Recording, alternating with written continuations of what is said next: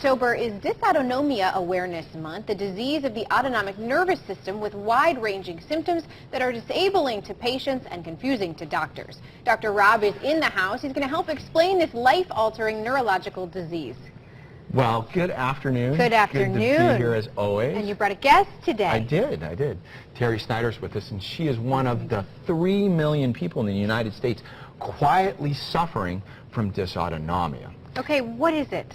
It is a terrible neurologic disease that is just life-altering for patients, but very confusing for doctors because they don't know what it is. And the problem is it's a dysfunction of the autonomic nervous system. And the autonomic nervous system is what controls our heart rate, our digestion, our pupils. And here we have a schematic up here, and you can see on the right-hand side the parasympathetic nervous system, on the left-hand side parasympathetic, and on the right the sympathetic. Well, one's responsible for upregulating things, and the other one's down-regulating. And with dysautonomia, it's a dysfunction of that system to where the body doesn't know what it wants to do. So you can get this rapid acceleration of heart rate, or digestion slows down, or speeds up, or suddenly feel the need to go to the bathroom, or faint, weak, blood pressure instability. It's quite a troubling syndrome, and it alters your daily life every single day until you get diagnosed. And that can sometimes be a problem because you don't know exactly what you're looking for. When you do, you look for some triggers. Exactly. And the problem is a lot of patients, they'll have these terrible episodes, and Terry can tell you about them, where you end up in the ER, and the ER doctors go, I don't know what to do with this. Everything seems fine. Your heart rate's okay, your blood pressure's okay. We're going to send you home, but why am I having all these crazy symptoms that come out of the blue like lightning? And Terry can share with us some of those symptoms. Well, it definitely takes your life away. I went from being just active, full life, grandchildren, husband, just newly retired and became a guardian ad litem for the Summer County Children's Services, and all of a sudden I went flat on my back. I can do nothing. That had to be terrifying.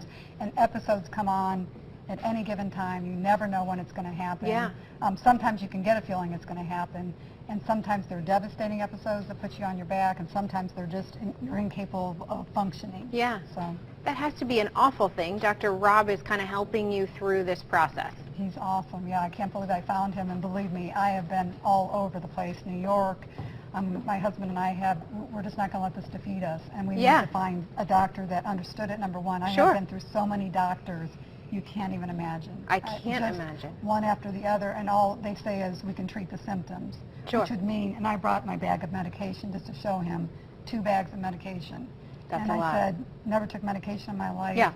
This came on me all of a sudden. There has to be a better way. And I did a lot of research, and I chose his office because he himself has experienced it. And I knew that he could relate. And it was just such an incredible feeling to know that somebody could understand everything I was saying. I want to give a look to our viewers. We don't have a whole lot of time left, just about several seconds left here. Tell us about the triggers. Well, for individuals that have dysautonomia, it can range from all kinds of things, from just getting overheated, so taking a hot shower or a hot sunny day can set off symptoms. Cold, sitting in air conditioning. All of a sudden, it just hits you, and then your nervous system goes haywire, and all the symptoms, take over. Overstimulation, driving a car can be too much. Just listening to your kids play, the stimulation can then disrupt the nervous system, and you start having episodes. And you never know when it's going to strike, and you don't know how to calm it down, and trying to find help can be so difficult. The average time to diagnosis is 6 years. So people suffer for quite a long time.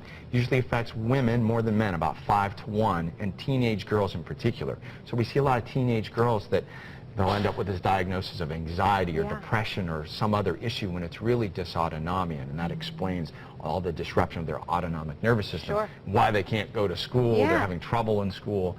It's quite a disheartening syndrome, and finding answers for it can be difficult.